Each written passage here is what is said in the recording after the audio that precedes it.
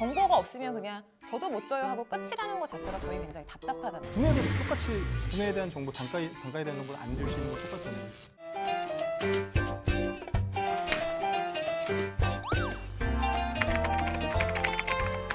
영업인들과 구매인들이 한자리에 모여서 서로 속내를 털어놓으면서 오해를 넘어서 이해로 넘어가는 그 장이 되는 바로 그곳 밀당이 체질입니다. 네. 대표자 두 분을 모셨습니다. 자, 구매를 대표해서 네, 안녕하세요. 안녕하십니까.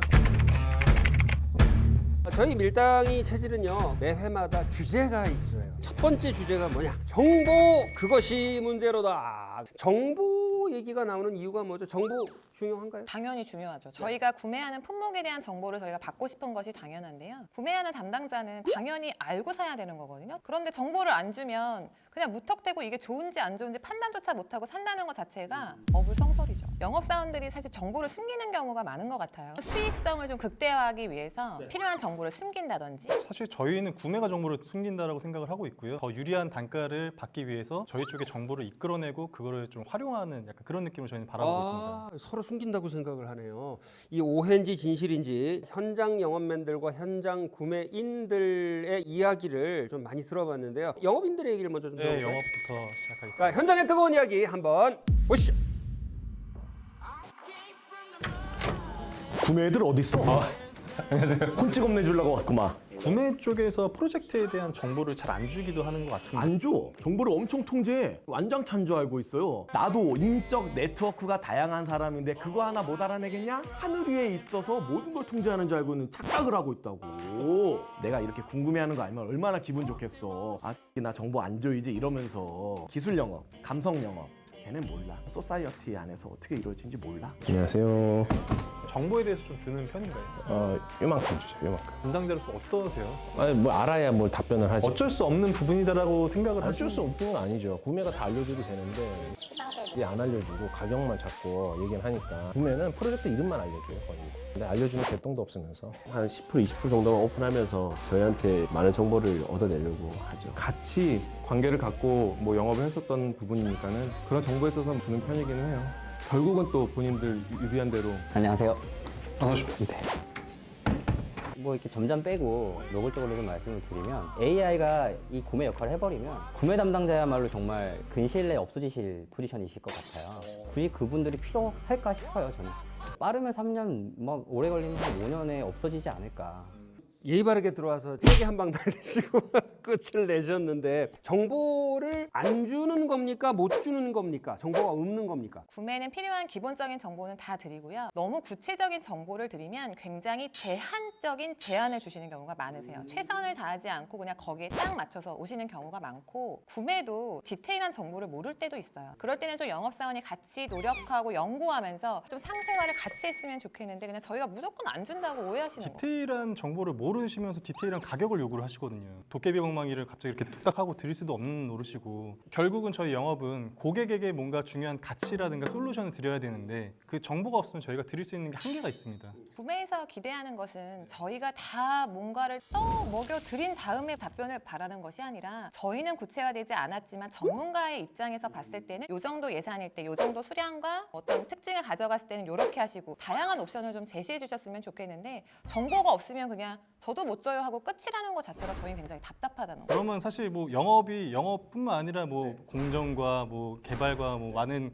모든 것들을 다 해주길 바라는 건데 사실 구매도 본인들이 하는 그 직무의 그 특성에 잘 알고 있는 뿐이지 사실 올라운드 플레이는 아니잖아요. 말씀하시는 건 너무 영업의 기대치가 좀 높은 게 아닌가. 영업이 요구하는 정보와 구매가 줄 수 있는 정보의 깊이 그리고 동기가 조금 좀 다르다는 생각이 좀 드네요. 구매 쪽 현장의 소리도 많이 나왔나요? 네, 많이 나왔습니다. 한번 들어보도록 하겠습니다. 안녕하세요.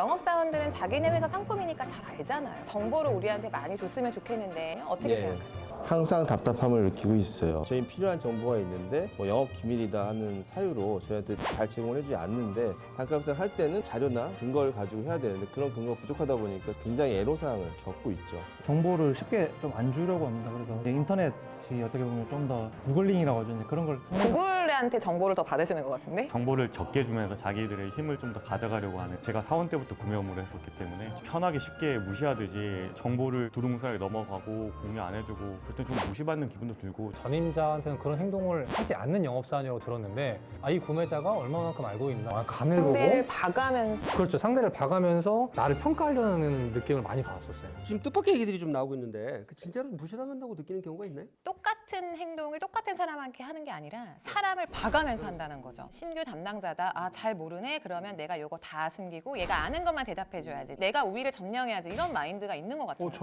당연한 거 아닌가요? 정보의 비대칭을 이용해서 저희가 원하는 우위를 점해야지만 단가 협상이나 나중에 최종적으로 협상할 때 저희가 유리하기 때문에 정보의 비대칭을 네. 이용해서 우위를 정한다. 와. 당연한 겁니다. 그건 그런가요? 저희가 해야 되는 미션이 그런 건데. 그건 결국에 상대방의 신뢰를 무너뜨리는 행동이에요. 구매도 똑같이 구매에 대한 정보, 단가에 대한 정보를 안 주시는 건 똑같잖아요. 영업 입장에서는 뭐가 알고 싶은지를 모르는 상태에서 이렇게 늘어놓기가 좀 그렇지 않나요? 못 주는 경우도 사실 있거든요. 뭐 예를 들면 저희가 아이템이 경쟁사 대비해서 많이 후발주자라든가 좀 약간 열등한 상황에서 구매 부서가 그 경쟁사들의 정보를 훨씬 더 획득하기 쉬운 경우도 많이 있습니다. 그럴 땐 또 정보를 안 주세요. 아, 이거는 오해가 있으신 것 같아요. 업계 동향이라던가 이런 걸 좀 자연스럽게 그들을 많이 만나는 영업에서 그 경쟁사의 동향이 아니라 시장 상황으로 저희는 묶어서 듣는 것을 원하는 거예요. 그래서 그 시장 상황을 감안해가지고 저희의 단가를 받아주시나요? 그런데 대부분의 경우에는 영업사원께서 모르세요. 왜 그 원가가 나와야 되고 단가가 나와야 되는지 저희한테 설득이 안 되는 거죠. 너무 많은 정보를 제공하면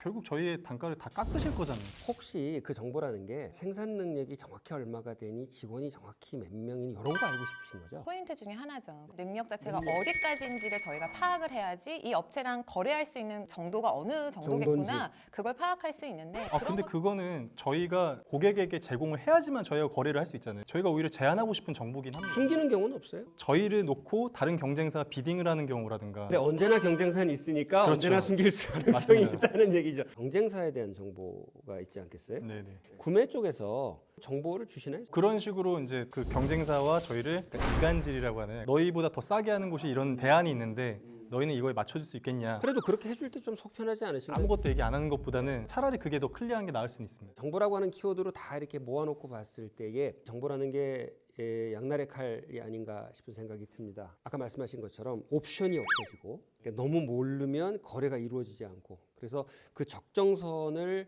찾아가야 되는 거 아닌가 이런 생각이 좀 무슨 하고 싶은 말씀이? 아, 네네. 저도 그렇게 생각이 들고요. 그동안 저희는 정보를 무조건적으로 좀 받아야 된다. 그래야 나는 합리적인 구매를 할 수 있다라고 생각했는데 상대방의 이야기를 많이 듣고 필요한 정보를 주는 것이 결국엔 합리적인 구매를 하는 것인가? 이런 반성을 좀 하게 되네요. 갑자기 반성을 그렇게 반성을 갑자기 하시니까 또 이렇게 뭐 한 말씀 하셔야 될 것 같은데. 말씀하셨지만 네, 조금 더 능동적인 영업사원으로서 고객이 원하는 걸 찾기 전에 먼저 많은 것들을 준비해서 제공할 수 있는 그런 영업이 돼야겠다라고 다시 한번 또 마음을 먹게 되는 것 같습니다. 자, 이렇게 오늘 열띠게 첫 회를 보냈는데요. 다음 회부터는 현장으로부터 뜨거운 분들이 두 분 올라오신답니다. 또 뜨거운 얘기를 이어가도록 하겠습니다. 여기까지입니다. 감사합니다. 솔직히 다 공감되지는 않았어요. 좀 급하게 훈훈하게 한번 마무리해보려고 했는데 아직은 영업한테 아쉬운 점이 많은 것이 사실이거든요. 구매를 대표해서 온 만큼 절치부심하여 객관적으로 구매 입장을 대변해 보도록 하겠습니다. 겉으로는 공감은 했는데요. 결국 정보가 필요한 부분들은 저희가 도움이 되고자 하는 그런 이유도 있는데 그런 부분을 생각하지 않으시는 것 같아서 살짝 아쉬웠습니다. 다음 화에는 든든한 지원군이 오시는 걸로 제가 알고 있는데 그분과 함께 좀 더 치열하게 한번 토론을 해보고 싶습니다. 여보세요. 지금 몇 명이 보고 있는데 지금 말 똑바로 하세요. 전문성 이야기 하고 있는데 갑자기 감정을 드러낼 수 있는 그 정도의 정신력이라면 상을 줘야죠. 이해를 해드리려고 많이 노력을 하죠. 왜냐하면 정말 업무적으로 필요해서 이해를 해주시네요. 필요해서 네, 많이 발전하셨습니다.